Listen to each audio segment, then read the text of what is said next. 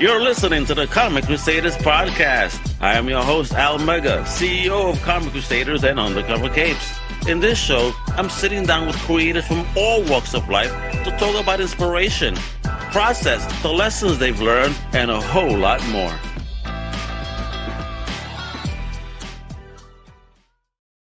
What up, mi gente? It's your boy, the voice of the underground, the hype beyond the mic, the one only Al Mega, baby. And today we are going to be leveling up, baby, with a powerhouse in the anime YouTube game. That's right. But he's an animator, he's a director, a storyteller. He's a mastermind behind Mastar Media. All right. I mean, you've seen Dragon Ball inspired epicness. You've watched the jaw-dropping animation, but now my homie here is dropping a brand new original manga style series. It's gonna blow your chakras wide open, baby. All right, we're talking Demon Rush Volume 1, baby. So strap in, power up, and prepare for a hypercharged conversation full of passion. All right, power levels and pure creative fire and genius with the one, the only, the big boss himself, the man behind Mastar Media, Jake Mastar, baby. How you doing? Good. What's up, everybody? I am doing fantastic. Look at you, like, what the hell? Too much energy, too much energy. I'm the one glowing up your room right now. They don't even know. So what's up, Bobby? Thank you for joining the show today. How you doing? I'm great, man. I'm excited to talk about the omnibus release. We've been working really hard on it. It's going to be like a 500-page book that comes out at the end of the month of all of Demon Rush. It goes full circle from flash forward to origin story to finally the two main characters battling each other at the end. Oh my! Of course, you gotta have an epic battle at the end. So, Jake, we gotta get into this. First things first. When did the anime bug bite you, and how deep did it sink its teeth into your soul? Oh, I was a kid, so I grew up. I was like in 4th grade, so what is that, like 32 years ago or something like that? Oh, bro, you're showing your age over here. Oh my gosh. Yeah, I'm 40. I just turned 40 a couple days ago. I'm only 10 years older than you. Don't you worry. So, what's it called? So I met this Japanese exchange student, and he was like all into Dragon Ball, but we didn't have it over here in the US yet. So he told me about this store that was pretty close by where they imported Japanese like VHS tapes and Gundam figures and stuff. Oh my God, my man said VHS tapes. You definitely are showing your age. That's how I got put on. It was VHS tapes at a New York Comic Con type of event, Big Apple Comic Con. And like, yo, that's exactly how I got put onto anime. It was video tapes, Violence Jack, Vampire Hunter D, Legend of the Old Rusukudoji, bro, that was put on. If you love Vampire Hunter D, you'll like Demon Rush for sure. It's similar in the kind of like dark fantasy aspect. It's very similar. So, yeah. Bro, who doesn't like Vampire Hunter D? I mean, both of them were actually pretty fucking cool, I think. I come from the movie generation, not the TV show generation. So when you said your boy put you on a Dragon Ball, I get that. All right, that was the TV generation, the Bleeds, the Dragon Ball Z's, the Pokemon, all that. And I was early on Pokemon, maybe the first season. After that, I kind of dropped off because I'm a movie guy. So give me anime movies. Give me that Violence Jack. I want to see a dude with a switchblade fighting a dude with a sword. Have you seen the Berserk Golden Age movies? I have not watched Berserk yet, but I'm very familiar with what Berserk is. Tonight, there's a 3-movie series. They're an hour long each, and it's like the origin story of Guts, the main character of Berserk, and they're phenomenal movies. They're phenomenal movies. They're like so beautiful. So, but Vampire Hunter D was beautiful too. What's up? You going tonight to watch that or something? No, I'm telling you to watch it tonight. Oh, so you better watch that. Your homework before our next interview.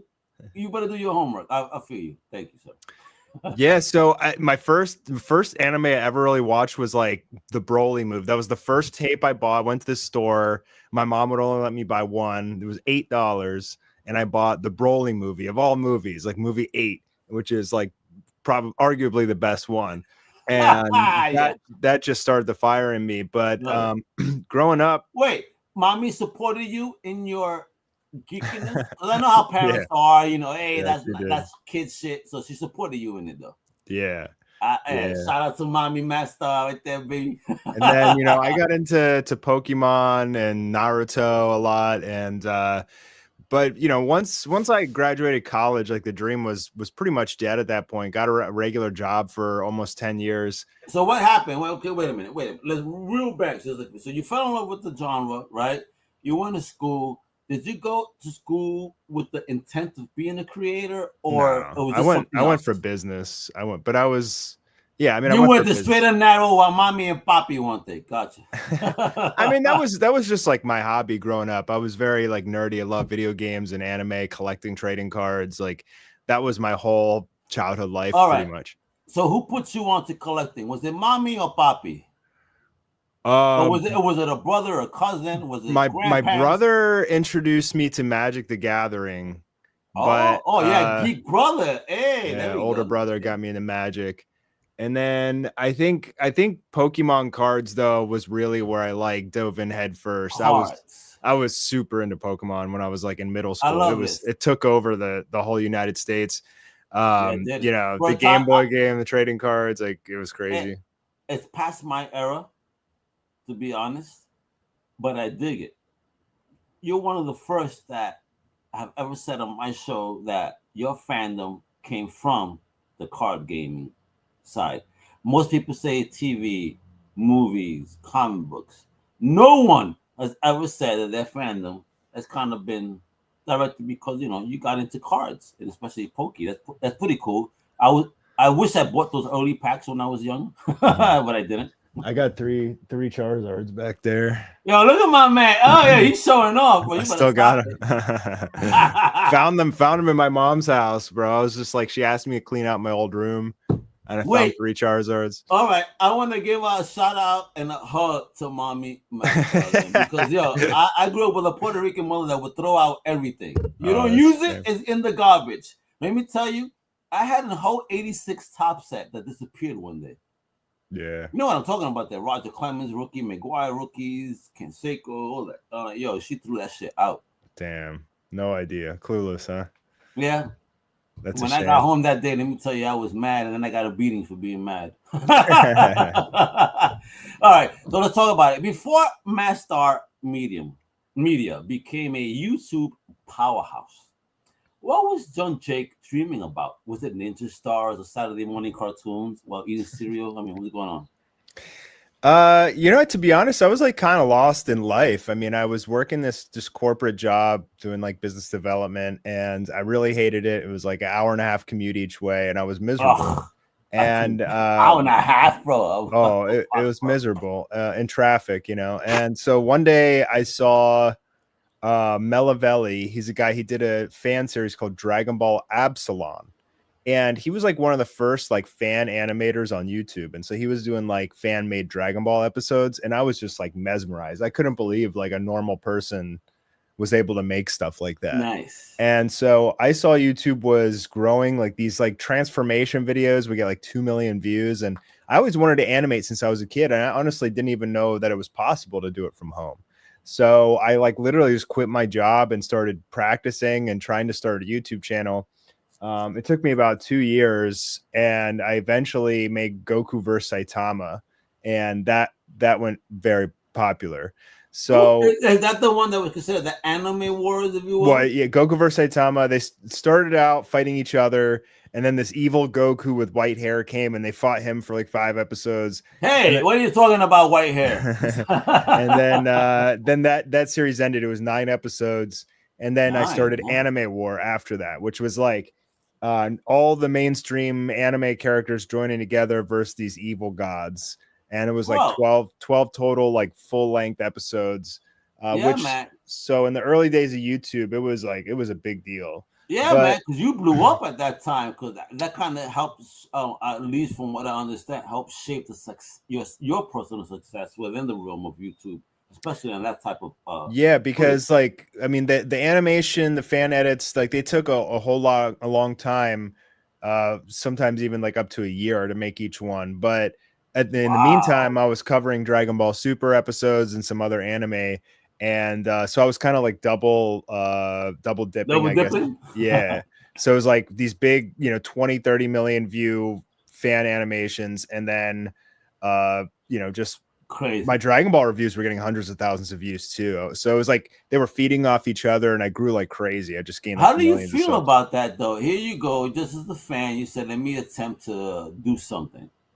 And you did it, and people connected, man. How did you feel?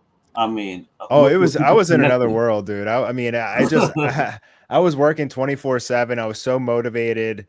I was Love just it. so thick-headed and motivated. I was just unstoppable. And I think it definitely maybe even irritated people because it's like, why is this guy working so hard? Because that's what it is. No one is an overnight success, Jake. No one. It takes work. It takes ethic. It takes consistency. Yeah. And if just because you make it doesn't mean you made it overnight. I mean, you were in it for a minute. So how long before you say you reached a point where people like found you? How long were you working on it? So like from 2016 to 2017, so like that year, I consider that like my first real year of starting YouTube because I went full time. So I went from like 0 subs to like 225,000. Shit, And then in a year? in the first year, yeah. And then Beautiful. the second year, after Anime War, it was like a million or two. You went viral. You went viral, bro. Yeah. Yeah. To be honest, if I released it today, I don't know if it would have done the same success because like Dragon Ball Super isn't airing anymore. So how many years ago was this then? Well, I started 9 years ago, but I finished Anime War in 2018. It got taken down by Toei, but that was when I decided to start Demon Rush. What? Wait! Whoa! What? Yeah, but that's my next question. Talking about copyright, but before we get into that, questions that we can answer that. All right, you said you got into it was Toei. Why? Yeah, I didn't get into it with them. They pretty much just slapped me on the wrist. They just took the video. They blocked the videos from people watching it. I don't know if it was because worldwide or in regions. Worldwide. Oh worldwide. Shit! I've gotten regional hits, never worldwide. Yeah, I mean, so it's their characters, and it's like honestly, they had never after releasing videos for 5 years, they had never emailed me, told me to stop. They never showed any kind of disappointment, like disagreement. 5 years of content created by you, and nothing was said. Nothing. Nothing. Yeah, there was like one episode got taken down, but I think I fought it and it came back up. So I was like, oh, maybe it was a mistake. But then like one day they just deleted or took down all like the whole series. Of course, because you're doing better shit than they could ever imagine. But yeah, I mean, there was a lot of haters and stuff too that I think were bugging Toei like to ding me for a long time, and I don't like that. Why would you? Oh wait, even before you get, I don't understand that culture. It's like, all right, so people are creating things that you love, but because not the company, you're kissing ass to a corporate entity. That for me, that is insane. Like, let creators be creative. I understand the copyright shit. I'm not gonna lie. I understand that. I get it. But sometimes, how about work with these creators that are trying to like show you, like, yo, your IP is so much better? Because that's kind of my next question. Because I know you've gone toe to toe with those copyright, like you said. Yeah. So, like Sony Patana. So, what did that teach you about ownership and building original IP? Right. So it depends company to company. In fact, like actually American companies are usually a lot more cool with you making fan-made content. Yeah, like a lot of times they'll even hire you. Like if you make like a Star Wars video and it goes viral, like there's a good chance you get hired by you got a job. Yeah, as it should be. I think that would be the most common sense tactic. Like, yo, homie knows he's onto something, he's creative, he's talent, like let's bring him in, let's pay them. Not hate them for it. Exactly. Japan is the complete opposite. Like they are unimaginably strict with their IP. Like you can't even show a company's logo without getting like 3 levels of management approval. Yeah, they just don't even want you to show a picture. They don't want you to draw their characters. They don't want you to fan animate their characters. And they'll come after you if you do. If you're selling merchandise with Goku on it or Pikachu, like they'll sue you, dude. Like they're very, very strict about that stuff. So, So at the end of the day, to me, is like it wasn't that big of a deal. Like I got to tell my story. It changed a lot of people's heart. Like people loved Anime War. I wish it was still up. And honestly, I'm kind of thinking about just bringing it back because it's 5 years of my life. But Bring it back, baby. They do but independent comic book wars on comic books. So why can't you do this? Why not? I think again, because you're not making money off it. If you refuse to monetize it and I don't just think it show it as matters. something out of fan, It doesn't really, matter. you know It doesn't what it matter is? if it's Yo, monetized. People don't understand. hire him, guys. Hire him. This is the guy you need to make it popular in America. Yeah, no, it doesn't. The fact of the matter is, like, you're using their IP without their permission, right? And in America, you have certain laws to protect you, like fair use. So if you're making a parody, which mine wasn't really, Anime War wasn't really a parody. You probably couldn't argue it's a parody because it's not a mockery of the show. It's like a derivative work. But yeah, if you're making fun of the show through animation, like that's in America, you're safe, but in Japan, you're not. And it was actually a huge point of contention on YouTube because they're like, well, who do we side with? Like the IP owners or all of our American creators who like love to talk about this stuff. It seems like they actually sided with the American creators, but it took like many years of us getting copyright strikes, like I think independent freedom and all of creativity. And if they have a problem, how about just reach out and let's work together. Let's go how is it they're not like that, man. The monetization sharing. Let's go and do that. Like, bro, I made this, so I deserve a piece because I'm getting noticed to your. I mean, copyright is such a finicky thing. It's a gray area. It's a gray area. As a creator, bro, let me salute you, bro, because lefty, bro, yo, bro, like, I cannot imagine the type of shit you deal with. Because again, like when it comes to creativity, that's not so original. This, that, the other. Like, so talk to me about the creativity of characters. I mean, how original are everybody? And no one's ever gonna point fingers at you like these companies are doing, right? When it comes to Demon Rush. Yeah, well, that was like the main reason I started Demon Rush. It's like, okay, hold on. So I've been doing YouTube for 5 years now. I've, accrued I've been talking about reviewing anime, making these fan edits and fan animations and stuff. So, I think it's time now to make my own. If I'm like doing this professionally, like reviewing and talking about shows, why not make my own, right? Like put my money where my mouth is and start it. And so I went gung ho. It was like New Year's Eve 2020 or 2021. I found my artist and I just started writing like crazy. But like I had tried a few renditions of Demon Rush before that, and I just wasn't ready yet. But like at this point, I felt like I'm going all in. Anime War got taken down. There wasn't much content, and I was like, this is my dream anyway. So like, what am I waiting for, right? I went crazy. Like the amount of work. It's, I like literally like rented an apartment because COVID hit, and like my wife and daughter were around me all the time, and like I couldn't work, so like I literally rented an apartment just so I could my man said, hey, I love my family, but I gotta work on my project. Bye. Yeah, literally. I went all in, and gangster. Yeah, so and then it was like almost about 10 months later we released chapter 1, which was a very big deal. It was pretty popular, and YouTube got like over maybe 150K views on YouTube, which was great. And we've been working on it ever since. So we just finished chapter 15, and that's what we're doing this publicity tour now to talk about the omnibus, which would be like a nice thick book, 500 pages. 500 pages. All of Demon Rush so far. Yeah, that is self porn, bro. Don't be playing with me. When I see a thick ass spine like that on my shelf, that is self porn. So let's talk that Demon Rush. When did the first idea start kicking down the doors of your imagination? And just for folks that are unaware of what Demon Rush is, give us a little synopsis, if you will. Yeah, so Demon Rush is like modern or present day. It actually goes through time, but it's a world where magic's long forgotten. All of a sudden, the Archangel Michael arrives, determined to defend it against an impending demonic invasion orchestrated by Lucifer. And after a millennia of slumber, Lucifer awakens and unleashes a monstrosity, an abomination to capture Michael, bringing him into hell and harnessing his divine energy to break free from the prison of hell. Ooh. Yeah, and so two friends get split in the process. Wait. Two friends get split in the process. How so? Physically or soulfully? So this army invades Star City. Two 18-year-old friends, Soren Iyer and Rush Cohen, they're violently separated, and they're conscripted into the opposing sides of this new like incoming war for humanity's fate. Oh shit! So Civil War level, we could have brother against brother.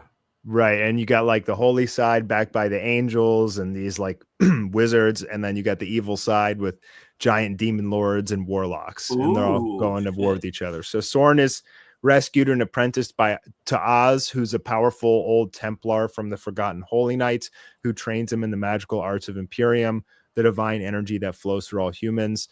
And Rush is abducted by Karner, a ruthless warlock, where he's thrown into these brutal trials in hell in order to forge him into the ultimate dark warrior, because every time he kills someone or something, he absorbs their power, gets their abilities. Like Highlander type, John? Just like Highlander, yeah. So, or Mega Man, you could say, something like that. Yeah. Everything ties in. I'm digging the shit out of that concept, baby. Man, look at his artwork. So, is this the main protagonist on the screen right now? That's Rush. That's one of them. Yeah, Soren. He's one of them. Right. I dig it. I mean, look at that art, folks. And again, that's chapter 8. I mean, and look at this right there. You know, this cover is sick because this is like a tattoo to me. Yeah, there's a lot of the art in Demon Rush is so tattoo worthy. We actually have some fans who are getting tattoos of Demon Rush. Word?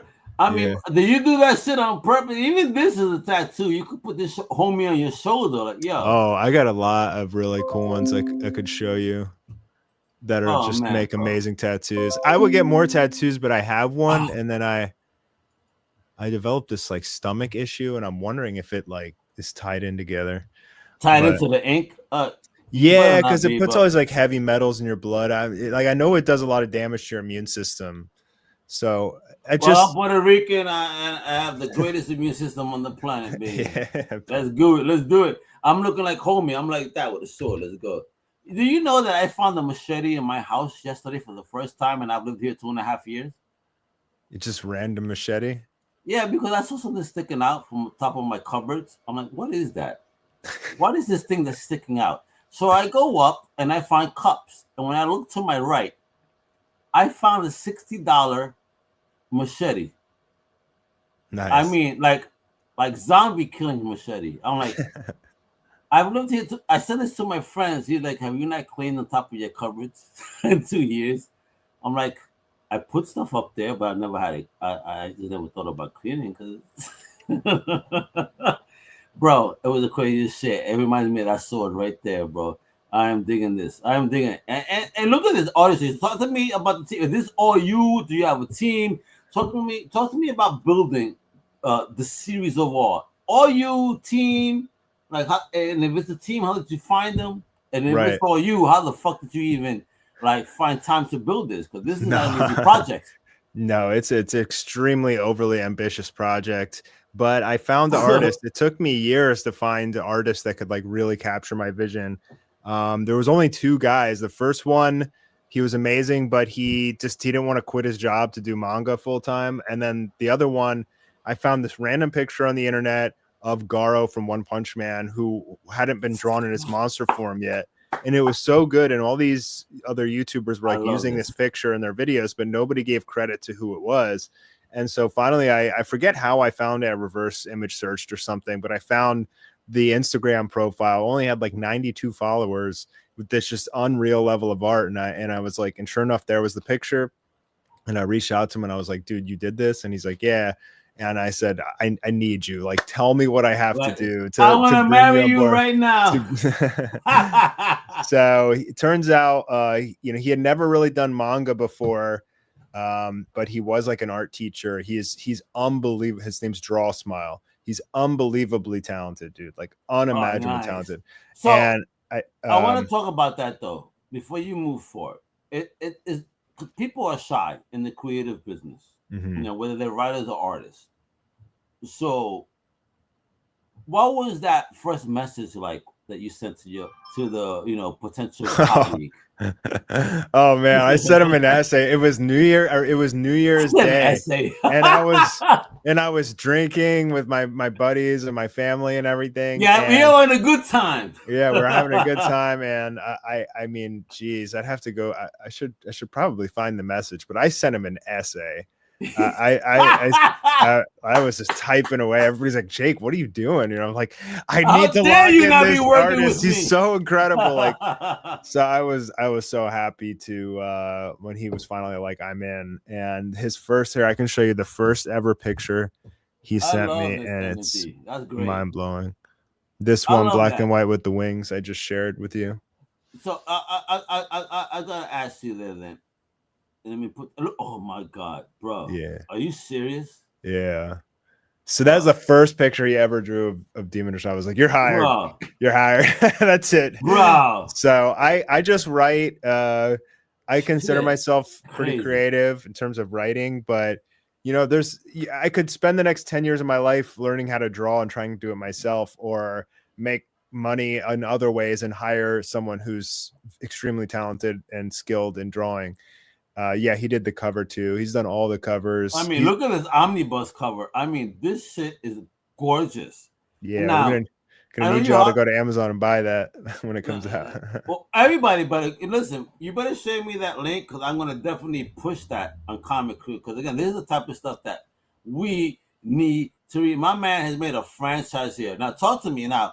I know you're talking about your artist, but your artist also does the colors and the line work and whatnot. Because let me tell you, bro, this coloring is fucking popping off the screen right now. He's honestly like, I think he has the potential to become like the best manga artist in the world, or at least like top 5. Like I think he's that good. I mean, he's so original. Like some of the designs fucking gorgeous are just so dynamic and original. Like you don't see stuff like that. It's like he's pushing the envelope, and that's actually like pretty rare these days. Yep, and you're talking about a shirt design. I need this T-shirt right now. What are we doing? I mean, I better be able to get these T-shirts at that website. I'm sure. Yeah, you can get it on the website. Yeah, you can. They're for sale. Yo, bro, y'all killing it, man. You creating I mean, what's the plan here, Jake? I mean, what are we trying to do here outside of the comic? Do you want to get a anime series? Are we trying to do a movie? What are we doing here? Either one. So honestly, like what I really need is I need some help. I'm trying to sign a deal with a large company. You're not trying, you're doing, because folks are here right now. So you're doing, and you're letting them know that this property is available, folks. If you want the next hot shit, that's right. Like streaming everywhere, you gotta go to Jake Mastar right here, Mastar Media, baby. Listen, let me show you the website, folks. For you guys that work in the business, check it out. It's right there. You go down there, you're gonna see how beautiful this is, and you're gonna want this on your TV. You're gonna want to stream this. You're gonna want to create this. You're gonna want to do some business, right, Jake? Come on, let them know, bro. That's right.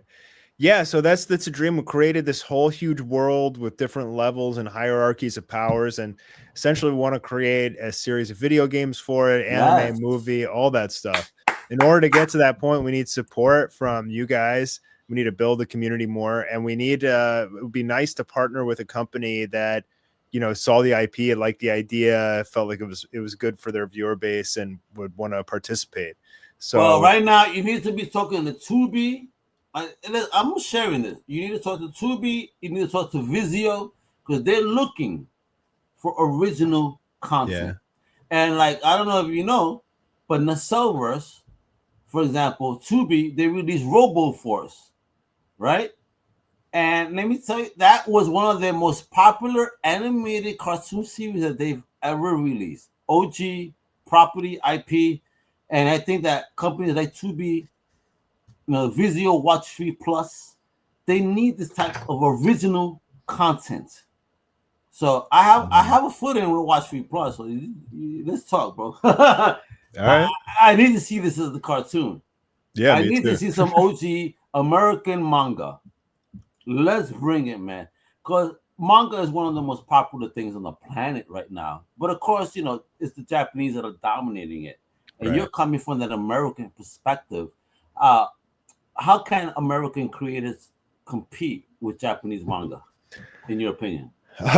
That's a really tough one. I mean, Japan really has a stranglehold on it. We've seen a lot of creators on YouTube, American creators, make their own mangas. Like I'm one of them, Moist Critical. There's a guy named YT Manga who made something called Apple Black, and Okay. there's so people are trying. Giguk just got an anime made for him. Corey X Kenshin is also another very large American YouTuber who just released his own manga. But we haven't, I mean, with the exception of Giguk just getting this short film made, it's like 18 minutes long. We haven't really seen any American creators' original projects turn into sort of like a mainstream thing yet. Yeah. And so most of the industry right now is really in Japan, the production committees, most of the talent. And honestly, I feel like, I don't know, maybe you got to move to Japan to just get more eyes on it, because Americans, manga is popular here, but like it's everything in Japan. I hear you. Like Japanese voice actors are like hailed higher than their actual actors. Like the industry is just different. People buy a lot more manga and Isn't share that it a lot more crazy, over there. bro? I mean, here in America, we don't do that. We don't celebrate our creators like We don't that. celebrate our creators like they do. Yeah, it's kind of Yeah, whack, man. I see that. It is no, not kind of whack. It is in fact whack because we gotta Yeah. celebrate our creators. You are one of the future creators of America, representing the country, throughout the world with your IP. And talk about protecting that IP. I know I mentioned that earlier, but I mean, I mentioned that. And when it comes to protecting your IP, just to put our creators out there, how do you do that? Protect your IP. Yeah, protecting Demon Rush from the culture vultures out there. I mean, I haven't had any issues Can you give me like an example of? Just anyone trying to use maybe an image, because I've seen things like that happen, or like take inspiration from your story, but is it really inspiration when it kind of feels the same? Like if you had those type of issues, or No, or, I'm or, or I'm maybe just showcase to people how you could protect the characters like you've done. I don't think you have to worry about that, man. I don't think Why people are not? going to steal your ideas like that. I mean, if you're as big as something like Dragon Ball, yeah, you have to worry about it. But like, if you're just starting out, until it's like really popular and making money, like you don't have to All worry right, about people I'm gonna stealing get it. into this then. From your mind as a creator, and you said the word popular. Um, what to you dictates popularity? Is there a number or something that says to you, okay, Right. this shit hit? I would say like organic growth. If you have like fan pages, right? So like to show that like the community is kind of like growing organically without like constantly like Love it. buying up all the ad space on YouTube and Not TikTok. buying shit. I get that. I hate that. I'm not Yeah, one of those. I Like think my shit is all organic. I've never paid for anything, and I yeah. get those offers, and I hate that. Like, why do I want fake followers? No, I want my shit to be organic. I'm not paying no one for anything. Fuck out of here. Mhm. And I'm pretty sure you suffer through that shit too. I tried a couple. It wasn't like giving me a good return on investment. Like I sponsored a guy, ran some ads, but it just seemed like I was just dumping a lot of money into it. So I wanted to keep like my funds because I self-funded this whole project, and Oh, bro, anything it out of cost quite a bit, you know. salute to you, bro. Because Um, again, you say that, but that's the independent journey. When you're an independent creator, everything is out yeah. of pocket. People don't realize that. Like, yo, yeah, you love it and all, but please understand that this person is not possibly not even feeding themselves on some days to make sure they have money to create what you guys ordered. You know what I mean? So that's why you gotta love and celebrate the independent creators. They're not like the big two. The big two, they get a check. These guys Mhm. is like the product is out there, and if you pay for it, they get paid. And if you don't, they don't. And let's support these folks because these are the future, man. Jake, you're the future, bro.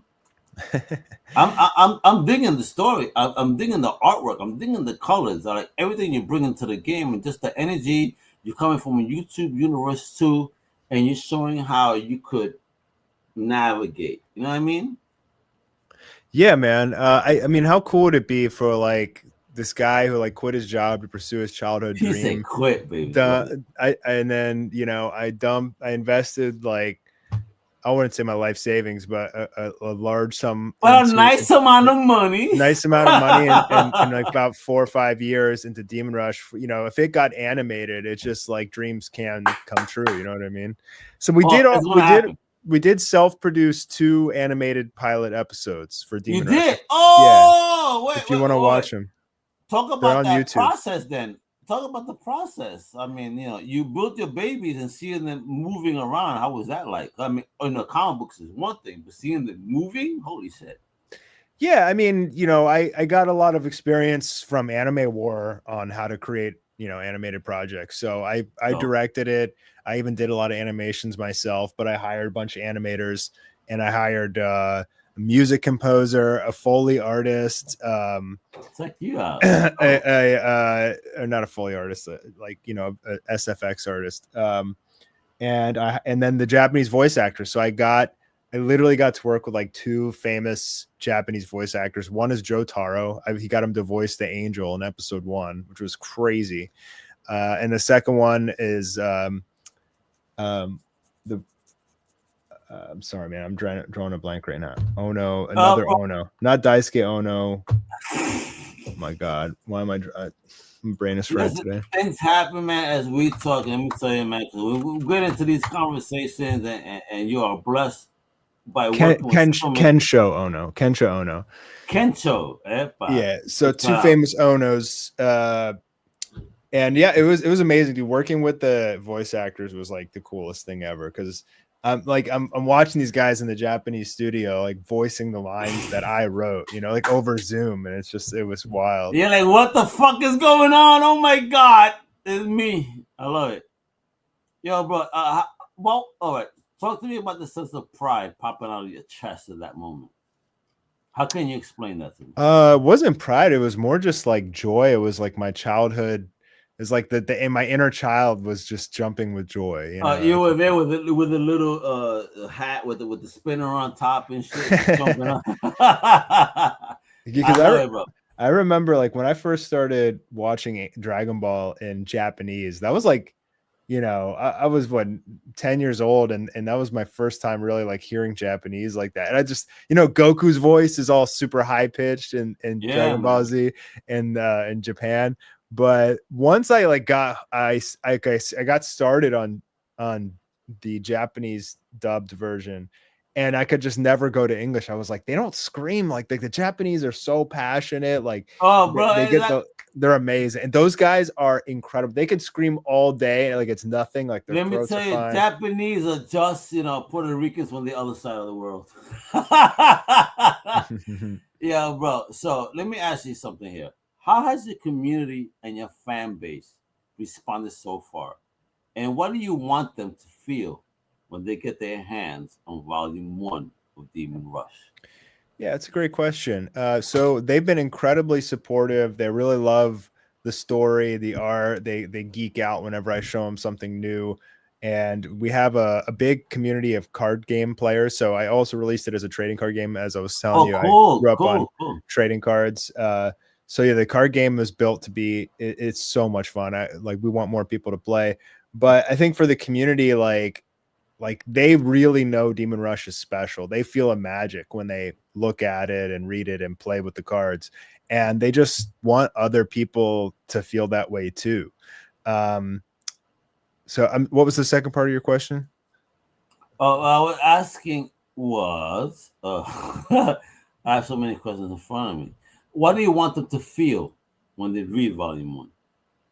Yeah, just the magic of the story. Like, you might not get too attached to the characters yet. I think more of that is coming later on. But when they turn the pages and they see the art, they get invested in the world. And more so with the first 15 chapters has been like more world building than anything. And yes, there's a lot of characters, but there's like clans. There's How much fun do you have with that though, in the world building sense of it? I mean, because you like it's tough. your It's really brain, challenging. your brain has now become Galactus, and you're building a whole world in your head. Hopefully you don't eat it, but you know, like what are you doing here? It can fun. be a tough challenge sometimes, for sure. You know, you write and there's plot holes, and you got to go back and change things or write new concepts because of a way you wrote in an earlier chapter. So, you know, you got to be careful when you're writing that you're not like creating issues for the story later on. So it's actually like, it is quite a big challenge to write. Like I write my chapter, I refine it like several times before I show the artist draw a smile. And then sometimes he catches things and I have to rewrite it even more.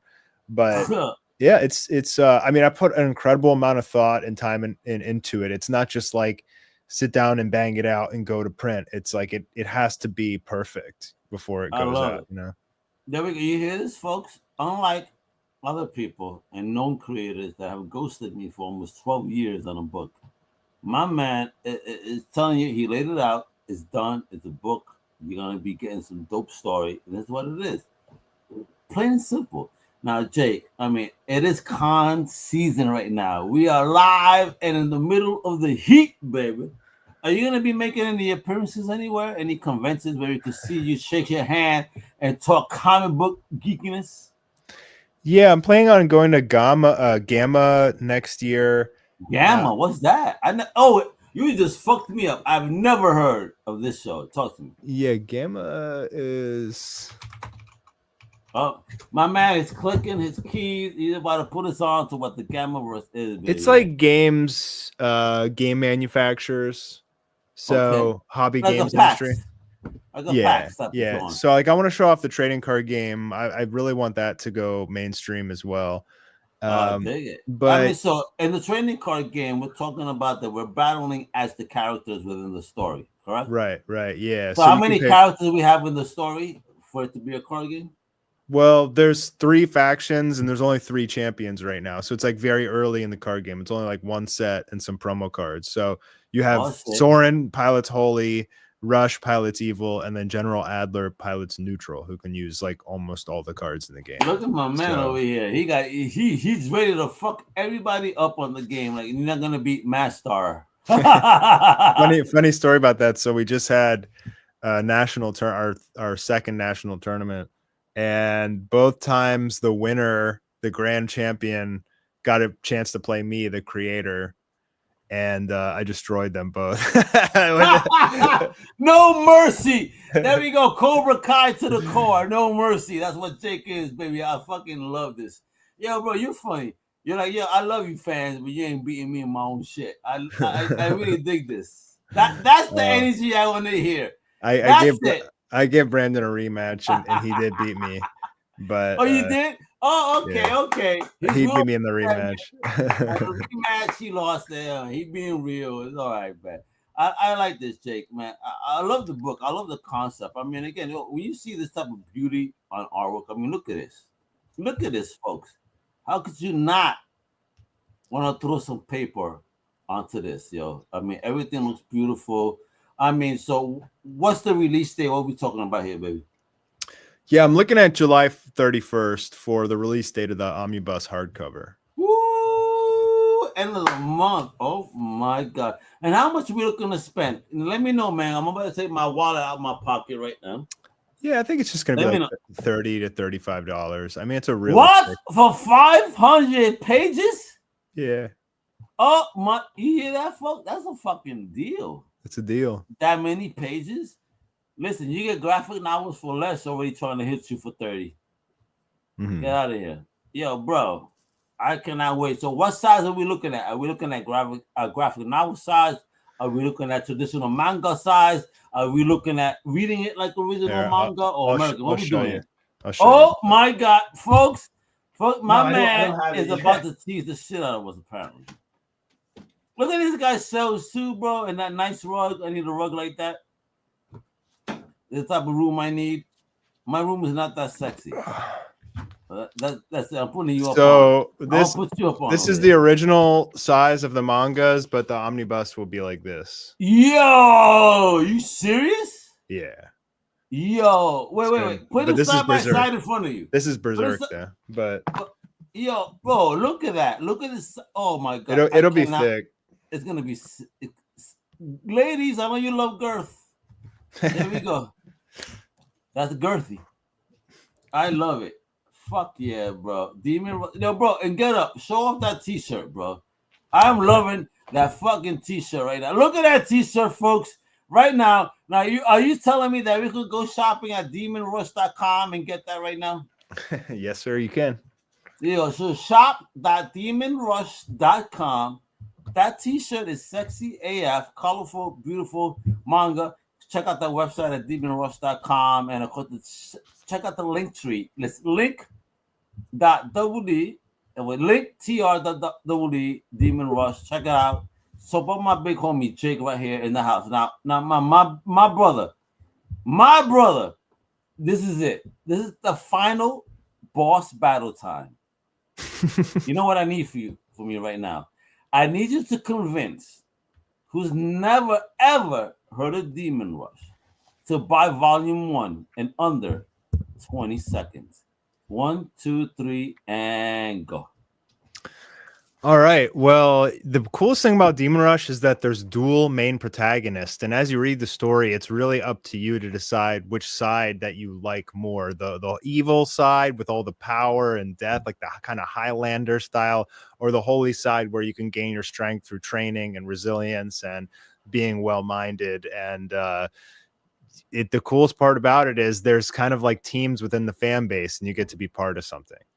So you should buy the volume 1 of the omnibus when it comes out. You won't be disappointed. 500 pages of insane art, some of the best in the world. You'll love it.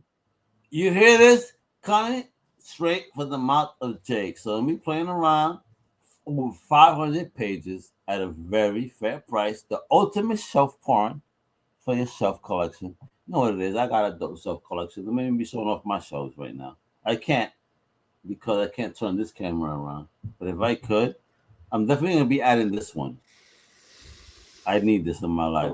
So Jake, any appearances anywhere? Any conventions coming up? I don't have anything set up yet. After this summer though, I'm gonna start I'll probably schedule things for next year or later this year. But it's so been 2026. Probably Jake 2026. Mastar is gonna be on tours. the circuit, baby. Hey! Yeah, I cannot wait. I'm excited, you're Jake, but you are a boss. Now, folks, again, check out the link tree.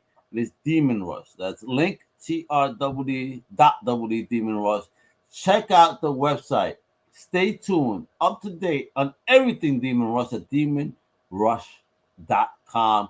And of course, listen, if you want that swag like homie got, that t-shirt is fire. I mean, mine's is sexy, my Comic Crusaders, but you know what? His is colorful. It's very sexy. I'm like, fuck, bro. I need to make mine more sexy like that. So you want to get a sexy ass t-shirt that you could model on the strip pole, go shopping at shop.demonrush.com. That's what we do. Jake, any last words for the fans out there, for the creators out there? Join our Discord if you want to be part of the community, play the card game. We also have an online version that's coming out on Steam really soon. So if you want to play around with the card game for free, just join our Discord. Listen, bro, that's my favorite F word. Free. Let's go. And a big shout out to Melissa Mazawas as well for hooking it up. I mean, don't hide PR. If you are a creator, listen, she has very limited spaces. But if you're trying to get known and get out there, check out don'thidepr.com. Melissa Mazawas is the boss. And let me tell you, my man right here, Jay Mastar, is the boss. He got some dope American anime. Let's talk about that. Because again, you know, it's a thing. It's really a thing. And I'm actually a fan of it. So, you know, let's get that sexy swag. Let's get those sexy books. Let's support independent creators like my man, Jake. Baby, you know what it is. So, Jake, bro, nothing else? Any last words? Tell them what to do right now. Go to demonrush.com or the link tree. Go read the manga. Watch the YouTube anime videos we made and enjoy. That's what it is. It's Big Jake. It's Almega Salah Proxima, man. You know what it is. Comic Crusaders podcast. Wepa! Thank you for listening to the Comic Crusaders podcast. If you like the content, please subscribe and turn on notifications. Also, please visit comiccrusaders.shop and our extended podcast family over at undercovercapes.com. And also, make sure to download the Comic Crusaders app on the Google Play Store today.